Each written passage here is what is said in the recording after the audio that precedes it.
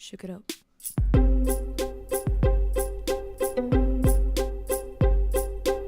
So today I am doing a bit of a different video.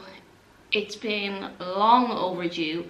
It's probably one of the videos that I should have done like 3.5 years ago when I first started making YouTube videos. I think it's going to be quite difficult for me personally to talk about a lot of these things because I haven't really talked about these before with anyone, and it's been kind of something that's been in my head. I think that me sharing what I've been through might help some other people like get through tough times themselves and see that there is light at the end of the tunnel and that you can get through these situations. So just a quick disclaimer, I am not condoning anything that I did in the past.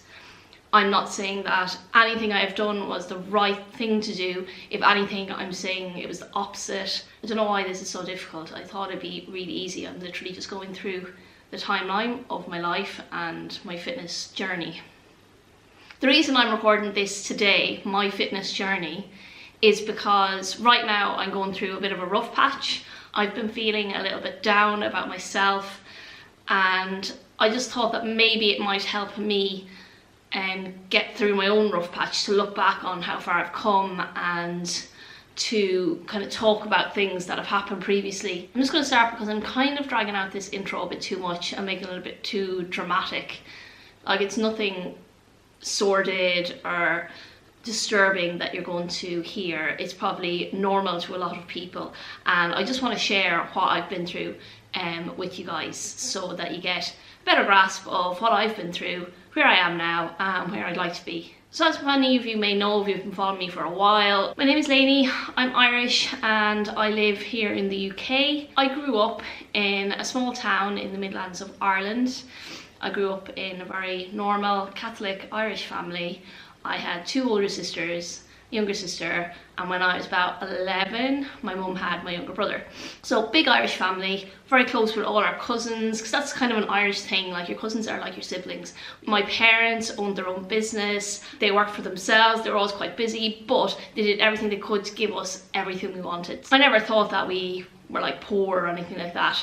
Until I look back on it now, we probably didn't have a lot of money, but at the time I never thought we were poor or, you know, struggled with money. I just thought we were like a normal family like everyone else, which we probably were because it was Ireland in the 80s. So growing up, my mum and dad, they would drive us to every class possible. My parents were like a glorified taxi service, really. They would bring us to, there was 4 girls, all doing ballet, all doing gymnastics. Some of us did horse riding, some of us played tennis, some of us played basketball, and literally it was just a timetable of bringing us to and from all these different classes. My favourite thing growing up was ballet. Ballet was what I really loved and enjoyed, and I did that from when I was about 2. Because I had 2 older sisters, they were already doing ballet, so I was like a toddler in my nappy, like doing pliés and stuff at the back of my sister's class, to the point where my ballet teacher Annika was just like, you know what, just send her next year. So I was really young starting ballet. I was probably only about 3,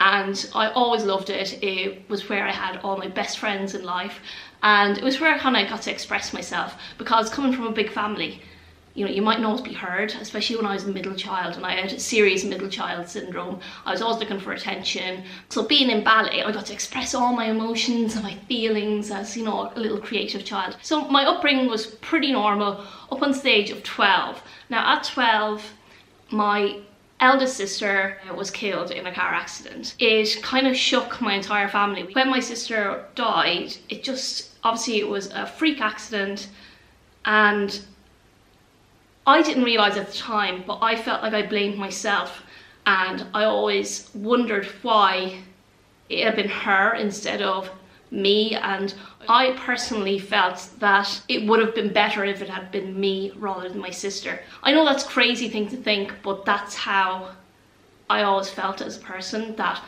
why was she taken away and I was left behind? Left with all these emotions as a 12-year-old just turning into my teens, into adolescence, I had a lot of these pent-up emotions that I didn't know how to deal with, and to be honest, I just put them to the back of my mind and concentrated on what normal teenagers concentrate on, which is boys and trying to make friends and trying to fit in. Because I grew up in a small town, I was always known as the girl whose sister had died, and that kind of stuck with me throughout school. So moving on, because we are talking about my fitness journey, but this does kind of correlate in with it, that I had this loss when I was 12, and I just put it back to the back of my head. I worked really hard in school. I worked really hard on my ballet. In the final years of school, I was going to ballet classes 4 or 5 times a week. I'd finish school on a Friday, I'd do my homework, and then I would go out to my ballet school for the entire weekend, where I would just dance and practice, and I just wanted to be a dancer. I applied to universities in the UK that to do a degree in dance combined with a degree in biomedical science. So it would have been a joint degree. It would have been very, very full on. I did the audition, I got into the school, and then when it came down to it, I opted out of doing dance and went for a straight degree in biomedical science. This was when I was 18, and I just opted to stay in Ireland. I just wasn't ready to make that move to the UK as an 18-year-old. When I started university, like everyone else, you have this new sense of freedom. I cut off all my hair, I pierced my lip, I pierced my eyebrow, and you know, I had this new sense of freedom where I could go out on a Wednesday night and go drinking with my friends and it wouldn't matter. And for the first time ever, I didn't have my ballet commitments. I found a boyfriend who I was madly in love with. It was a really destructive relationship. It wasn't good at all. And at this time as well, I didn't have the comforts of home, of my mum cooking my food for me. I wasn't doing the same activity levels as I was doing when I was in school. As a result, I just started to pile on the weight. And when I say pile on the weight, I put on like 2 stone, like 28 pounds in the space of a year. I went from being a UK size 8 to being a UK size 14. That was in the space of 1 year of just eating all the wrong foods. Like, I'm talking about like Mars bars for breakfast, Yorkies for lunch, and big baguettes filled with like crispy chicken and mayonnaise and all the wrong things, like deep fried foods, Chinese food, and just eating completely all the wrong food. I had never had a problem with food growing up because my parents always provided me with really healthy food. Even if I did eat crap, it balanced out because I was doing so much ballet that the activity balanced out the food. So it was like the calories in versus calories out when I was in school. But as soon as I went to uni, I obviously cut out all that ballet and just start eating junk food, and like I just thought I could eat whatever I wanted. It was like this freedom. I could eat whatever I wanted, but then gradually I saw my clothes were getting tighter on me. I was in this really bad relationship. He would poke at the fat on the sides, he'd put his arm around me and pull at the fat on the side of my body. He made me feel like so crappy, and it's horrible to think that someone like that had that power over me. So that first summer that I was dating him, I decided to go home for the summer, and again, being back in my comfort zone, I was back in my parents' house. I had a job in a local factory in the lab, and I was away from him for the summer. I used to see him maybe once every couple of weekends, and that space away, I joined Weight Watchers with my mum, so I started counting my points. I joined a gym, which I didn't really know what I was doing, but I was doing something in the gym. I go on the treadmill and I try and use some of the weights, and I used to do like 100 sit-ups before I went to bed every night. And I gradually started dropping the weight again. So the weight fell off me in that summer. I looked great, I felt great, but then straight away I went back to university. The cycle of eating crap just started to seep in again. I was quite lazy. I'd get the bus and I didn't go to the gym. I didn't do any activities. My college course was getting really intense and there was a lot of work involved. There was like 36 hours of lectures a week, let alone all the studying I had to do outside that. It was like continual exams, and it was a 5-year course. So I had 5 years of this intense study where I just didn't have time to concentrate on me. And I really wish that I had discovered the gym back then and took that time for myself, but instead I just immersed myself in my studies, and nutrition and exercise just took a back seat. So I eventually broke up with the boyfriend. I broke the cycle, I broke up with him, and I met a really nice, good guy. He thought I was just amazing. It didn't matter if I was fat, if I was thin. He just thought I was funny and I was a good person. So when I met him, I knew I was on the right track because he just made me feel good about myself again. So I met this amazing guy. I was 21, I was having an amazing summer, living with my friends, and I felt like I was getting back on track with my life and my self-worth. But unfortunately, that was when tragedy hit my family again. My cousin, who was only a year older than me, who I was really close with, who I'd grown up with, gone to school with, he drowned in a freak swimming accident in Barcelona that summer. And when I got that news, it literally destroyed me. It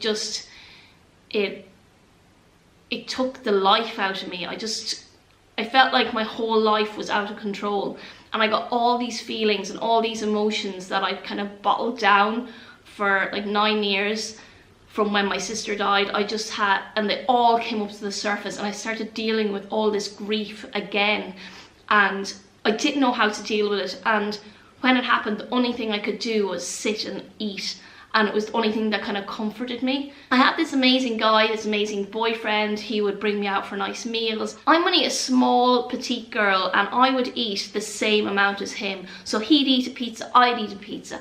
He'd eat like a big pub meal of a burger and chips, and I'd eat it. And I just started, the weight started to creep back on me again, and I just started to feel lack of self-worth, and the weight was creeping back on me, and again I wasn't doing any exercise, I wasn't doing anything to counteract it. I just felt like everything was out of control. The only thing I had was this really nice boyfriend, but apart from that, I just felt like my whole life had spiraled out of control. So when I finished university, I qualified, I got an honours degree, I did really well. I still had this amazing boyfriend, but I also had these extra 20 pounds that I gained again in university. So I gained this weight twice in university. I used to call it my happy weight, but it wasn't really happy weight. It was actually like a way of coping with how I felt. So instead of feeling this emptiness inside, I would just like eat. And I'm sure loads of you feel that way, that sometimes when you feel empty, you just have to eat. It's strange because later on in life, all I wanted to feel was empty.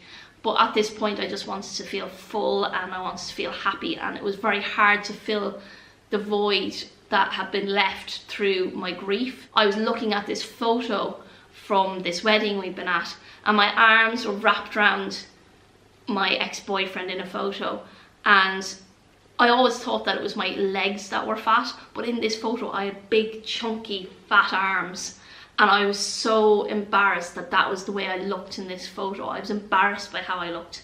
So I decided when I started working that I would join Weight Watchers again. So this time I took it really seriously. I was counting all my points. I was saving up my points for the weekend so I could have food with my boyfriend, and I was also saving for a house at the time. So that was my focus. I was like focused on losing weight, getting this amazing life. I was going to be this thin, successful woman who bought a house with her boyfriend and had this amazing life, and I could just forget about all the shitty stuff that had happened in the past. Every week I was checking in at Weight Watchers meetings, and I was dropping the weight every week, and it just dropped off me, because that's what it does. Like you're restricting your body, you're putting it into a deficit, and it definitely does work.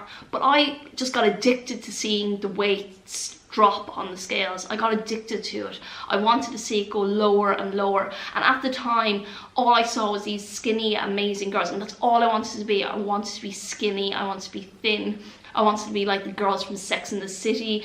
Sarah Jessica Parker had this tiny petite frame, Courtney Cox and Jennifer Aniston, and they were all these like really thin, amazing looking girls, and I just wanted to be thin. That was like my main goal, was to be thin. So I started cutting down my points to the point where I was surviving on very little food. I would have maybe an apple at breakfast, I would drink Diet Coke at lunch, maybe a cappuccino at lunch, but like I was counting every calorie from that cappuccino. Then dinner time, again, I might have an apple. I restricted my food so much, and the weight did fall off me. And I remember my sister was getting married, I was going to be chief bridesmaid, so I just stopped eating. Like, I literally was eating barely any food, just enough to survive. I remember going out for lunch with my sister and we had soup and a sandwich, and all I ate was like a bite of the sandwich and I didn't even have the soup. And it just got to a point where I hated going anywhere with my boyfriend because there was always going to be some kind of food involved. If we went furniture shopping for the house we were buying, you know, we'd end up going and get coffee and a scone or cake, and I just didn't want to. I didn't want to be exposed to food. I didn't want to be around food. I didn't want anything to do with food. So I literally starved myself, and I was tiny. I lost so much weight. I was doing no exercise, so it was literally just through starvation. My bridesmaid dress that was bought had to be taken in 4 times because I was so tiny, and I just did not eat at the time. Even at my sister's wedding, I didn't eat the food, I didn't eat the cake, I didn't drink. I just, like, all I cared about was being thin. So after my sister's wedding, I thought that maybe then, oh, I'll start eating again, but I didn't. It just got worse. I was really focused on being thin and staying thin. I remember going out, and this was the first time it ever happened to me. I'd started making a lot of money in my job. I'd started doing on-call work, which gave me a big jump in my salary. So I had all this extra income coming in, and a lot of the friends that I had, they liked to go to the fancy restaurants in Dublin. And I remember going to this restaurant, and because I didn't eat, I had such a small stomach. So we went out for this meal, and it was just a regular 3-course meal. And I got to the dessert, and I felt so full. I felt full up to here that I ran to the bathroom and I just threw up the entire meal. It made myself sick because I just felt so full. And that was the first time I remember making myself throw up from food. So I'd gone from eating nothing to eating a massive big meal and just throwing it up. That was the first experience I had with that, of purging my food. And from that, I just remember thinking, oh, that was cool. And it isn't cool. I'm not encouraging anyone to do this, but I just felt like I'd eaten that big meal and I was able to get rid of it, so I didn't have the guilt of it.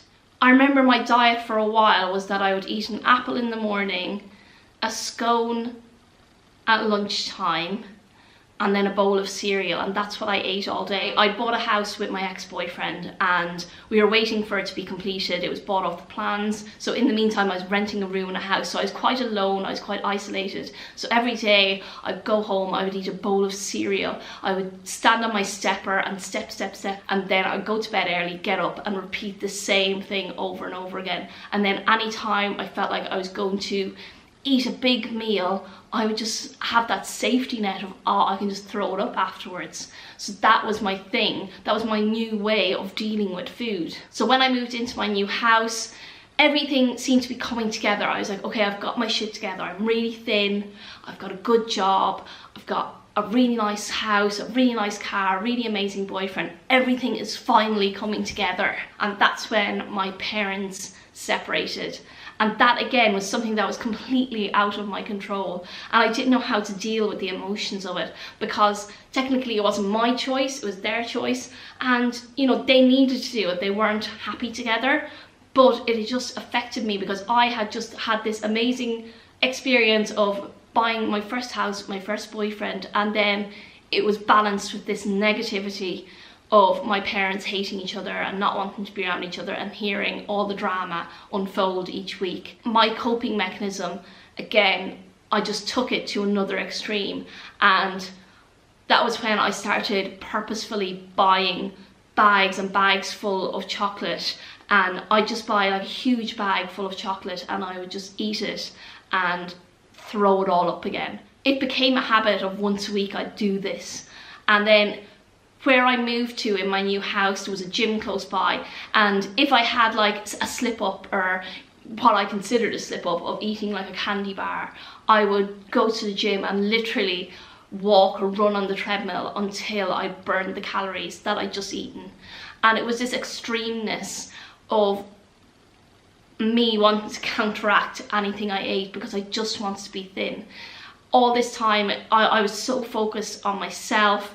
My relationship was not making me happy anymore. Food wasn't being thin wasn't making me happy anymore. Nothing was making me happy anymore. So I ended up breaking up with the guy I'd been seeing for 6 years. He got a job in another country, which like destroyed me, and I didn't know how to deal, and I literally just sank into a really bad depression. And it was at this point where I ended up having to take time off work, and I was taking antidepressants, I was taking Xanax for my anxiety because I was getting really bad panic attacks at the time, and I didn't know how to deal with them. I didn't even realize that they were panic attacks at the time. I literally thought I was having a stroke because I used to feel frozen and like I couldn't move, and that everything was happening around me. I couldn't speak. It was like the most surreal experience ever. And it was at that point where I was medicated for my depression, and I really did feel like my world was just crumbling around me, and I'd no control over anything. I'd no control over life, I'd no control over myself, over my food. And that was where my bulimia just got out of control, because not only did I start binging and purging, I also was taking an excessive amount of laxatives, so that I just wanted to feel empty. I just didn't want to feel anything anymore. I didn't want to feel happy, I didn't want to feel sad, I wanted to just feel nothing. It was my way of coping, and it was the wrong way of coping. If anyone is feeling the way I felt then, it's not nice, and it really feels like you have no one to talk to, because you're so ashamed of yourself. You know that what you're doing is wrong. And to be honest, I've never ever told anyone about this before, so it is like surprising that I'm sitting here in front of a camera. I wanted to tell them so bad because I felt so crappy about myself. I just wanted to, it was almost like I was trying to harm myself so that someone would see it and reach out to me and go, are you okay? But I had these friends and I had my family, but I just didn't, even though I wanted them to say to me, I didn't at the same time, because I felt like this was my way of coping with all the crap that was going on in my life and had gone on in my life. At this point, I met another guy and I started dating him, and he was completely the wrong person for me, but he was fun, and we'd go out, we'd party, and we'd drink a lot. And to be honest, it took me away from being obsessed with food, because he loved to be fun with food, and he loved to just eat what he wanted and have fun, and he didn't care if I was fat or he didn't care if I was thin. He didn't care anything about that. And it was, for the first couple of months, it was like a really fun relationship, and it made me forget about all the binging and the, you know, bulimia and the anorexia, and I just didn't do that. I just ate and I just had fun. But again, the weight just crept back on me because I wasn't doing any exercise. It wasn't balancing out. So I got to a point where all the partying started catching up on me, because every weekend it was a big party weekend, we drank loads, and then I'd spend the week recovering. So after a year of partying constantly, I ended up being really sick with a bad flu, and I was out sick for a week and a half. And my mum rang me and she's like, you need to start looking after yourself.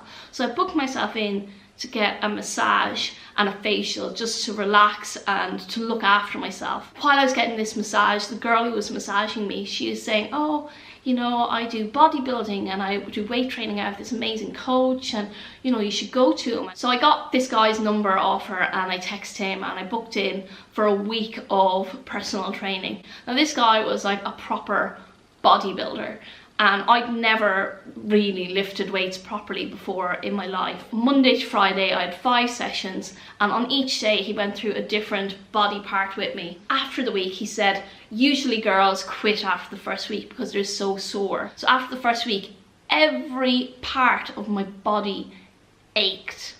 It ached. Like I couldn't even use the remote controls to change the TV. But I felt like I'd have achieved something. In that week, I felt a change in myself. I was like, I want to change. I'm sick of feeling you're obsessed about food. I started seeing him every week for 5 sessions a week. Now, as I got better and I knew more what exercise to be doing every day, these PT sessions went from 5 times a week to 3 to 2. But I was still going into the gym 5 days a week. And then I was going into the gym every day after work. It was just my way of going in and relieving the tension. I just went in, I lifted weights. There was no cardio involved. It was literally just lift weights within about 6 weeks, I started to see a difference. And that's when I started cleaning up my diet a bit as well. So instead of having a big baguette at lunch packed with like crispy chicken or something like that, I was bringing in packed lunches every day. I was having chicken and rice and sweet potatoes, and every day I was coming home and I was cooking these healthy stir fries and eating chicken and sweet potato and salmon, and I just started eating healthier. I didn't make a conscious decision to eat healthier, it just started happening. I just wanted to change. I started drinking more water, and that was the point where I stopped going out at the weekends, because when I went out and I drank with my friends, then I was hungover on a Sunday, and when I was hungover I couldn't go to the gym, and I was like, screw that, I love the gym. So I gave up drinking, not a conscious choice, but because I didn't want to be hungover and miss my gym session, because I loved my Sunday gym session. That was when the gym just started taking over, and within a couple of months I started to look really good. I had cleaned up my diet, I wasn't drinking and partying anymore, and I was going to the gym like almost 7 days a week. I just loved it. Now, I didn't even know what any of the big bodybuilders were. I'd never even seen a bodybuilding show. I didn't even know that girls could compete in them. And then I saw that there's this bikini category, so girls who were like just slim and they had like nice abs, nice legs, nice shoulders, and they got all dolled up, they got their hair done. I've been training about 4 or 5 months, and I definitely start to see huge changes. So I asked my coach, can I do a competition? He looked at me and said, no, I don't think you'll be ready. And I remember going home and crying because he said no. I just didn't like the fact that he said no when I thought I was doing so amazingly well. So I kept on training and eating the same as I always had. I wasn't focusing on doing the competition. But then again, at about 10 weeks out from this competition that was coming up, I asked him again, and he said, oh, well, we'll continue on and I'll coach you for it, but you still might not be able to do it. I started to focus more. I was getting up and doing some cardio. At the time, I'd just gotten my dog Roxy, and in the mornings I'd take her out in the snow and we'd run and do my cardio. So my day was just consumed. Every morning I was up at 6, I'd go to the gym, go to work, spend a full day at work, then on the way home from work I would go to the gym again, do my weight training, then I'd come home, feed my dog, walk her, prep all my food for the next day, and it was just like I had this brilliant consistency. I ended up doing that competition. I ended up coming second in my first ever competition, and even my mum said when I stepped out on stage, she was so proud of me. She said, oh my god, you could actually win this. So following on from that competition, I was just on a high. I felt so good about myself. I'd achieved so much, and I wanted to do another competition. So I continued in the same strength as I had. I continued dieting for another 6 months, and in that time I broke up with the guy I'd been seeing, and in that time I actually met Lex. Once I came second in my competition, people started asking me about my food and my diet, and I didn't really know what to say, because I said, like, all I did was I ate chicken and I ate oats, and I had like a restricted clean diet, I remember being asked by someone about carb cycling, and I didn't understand what they were talking about, because I literally just looked at my food, would say there's a portion of sweet potato, a portion of chicken, a portion of veg, and that was my meal. But I didn't understand about the carbs, fats and protein breakdown. So when someone asked me about my carbs, I didn't know what to tell them, because I was confused, because I hadn't learned that. So when I asked my coach what carbs I was meant to be taking in, he asked me, did I think I was a pro? Did I think I was professional, or why did I need to know how many carbs I had to have in my diet? And it just made me feel really stupid, and that like I assumed that I was some kind of pro bodybuilder, and that I needed to know, and that at my level and at my amateur level I should just be eyeballing my food and just eat clean and then get the results. So when I met Lex, he was obviously a flexible dieter, and I could not get my head around the fact that he could eat ice cream and he could eat chocolate and still get in shape, because he looked amazing. And he started explaining to me about IIFYM and about tracking your macros, and to be honest I was very dubious about it, and I had to just stick with my plan with my coach. And I had my competition coming up, and Lex was not going to distract me from my goals of winning the competition that I was entering. And when I entered the competition, I was determined to win. I'd come second in this competition last time. My focus, my goal was to win this competition. I looked amazing, but I didn't look the same as the rest of the girls. I had big legs and I just didn't come in the same kind of condition as these girls. So I came sixth in this competition and my heart was broken. I was just destroyed. And it was at this point where I turned to Lex and I was like, teach me about macros, teach me about IIFYM. I broke away from my current coach and I started letting Lex coach me and teach me about macros. So he gave me my macro breakdown. I started eating to hit my macros. It allowed me to have chocolate in my diet, it allowed me to have ice cream in my diet, and that's where I became more comfortable with dieting, and I had this control that I needed. Before, I had the control in the way that all I would eat was clean, but that restricted me in that I couldn't go out for meals with my friends. I couldn't go out to family events. I arrived to family events with Tupperware full of food because I couldn't eat what was being served. Whereas when I was with Lex, he brought me to Nando's and I was able to eat the food in Nando's and not feel like, oh no, there's salt on that, or oh no, what's that sauce? I was able to just put it into my FitnessPal and track it. So I had this control over my food. And that was what saved me, was that I was suddenly able to eat what I wanted and be creative with my food, because I always had this creative streak in me. I always felt this creativity, but I couldn't do it because I was restricted. And that obsession with clean eating, it took a while for me to get past that.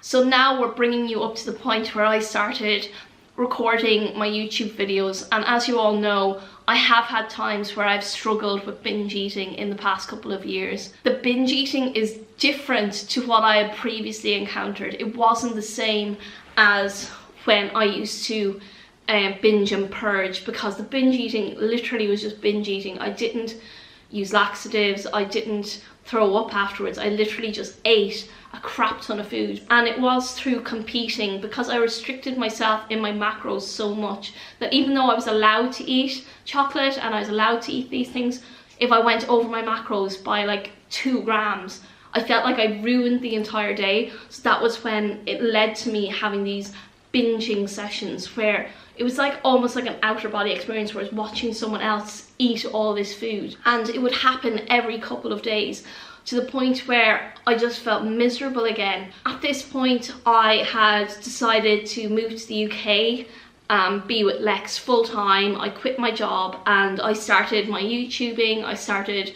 my online coaching. So I felt like I had to be perfect, this perfect social media person. It was just another part of me that I was kind of hiding, because I want to be this perfect person who always hits her macros and has the perfect washboard abs and has the perfect life in the UK with the perfect boyfriend.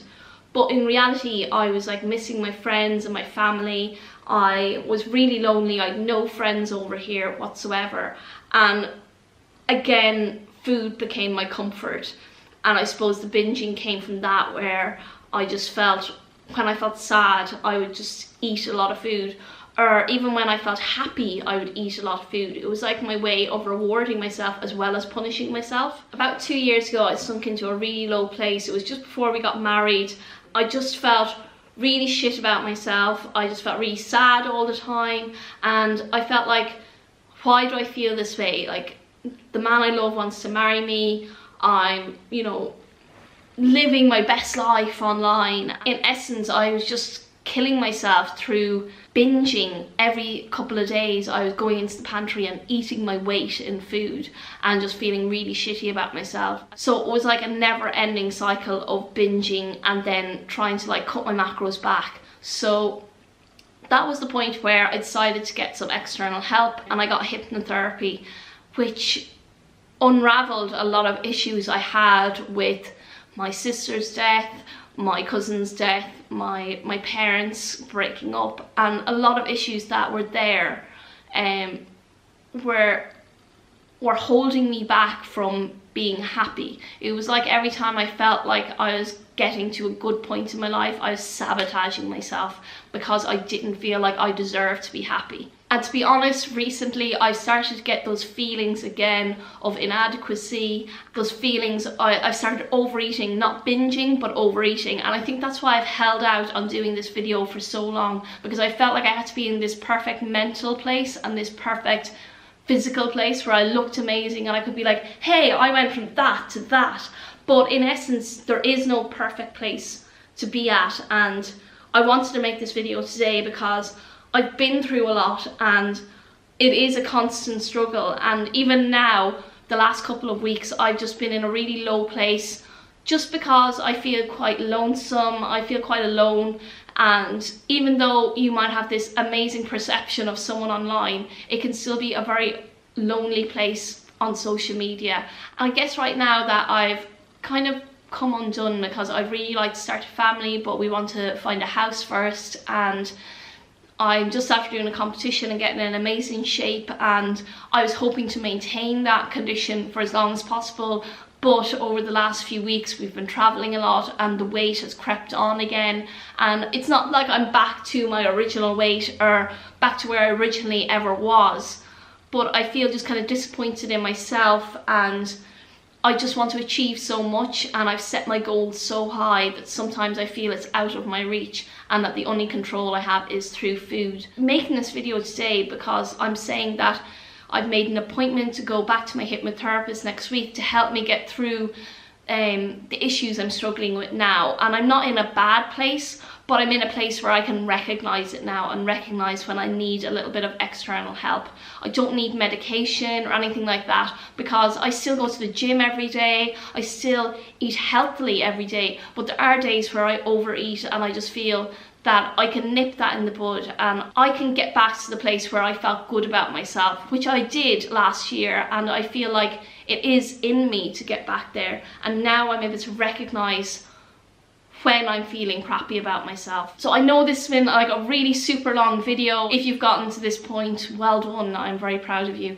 And I just wanted to share my story with you guys because I haven't before, and because I suppose I feel like I am a normal person, and even though I'm online and I share my life with you, doesn't mean that I'm not a normal person who's been through normal things. And most people have, if you actually talk to them, most people have had some kind of issue with food at some point.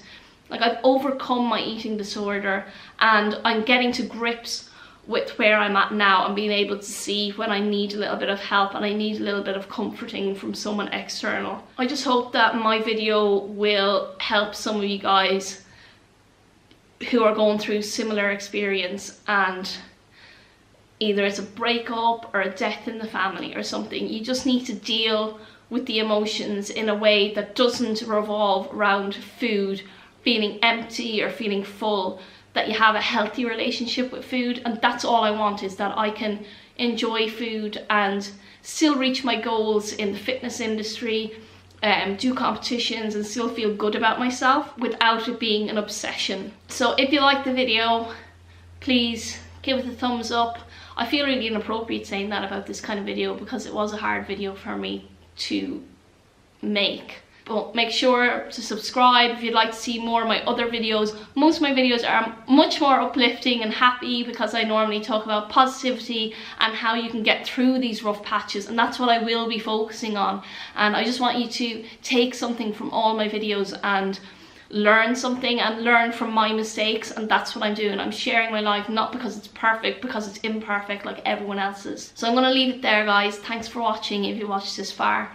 And if you have any questions or comments or want any encouragement or need any advice, just hit me up in the comments below. Cause if I only had 100 fans, I'd take them all to dinner, talk about the people that we used to be. If I had 100 fans, fly them all to Paris.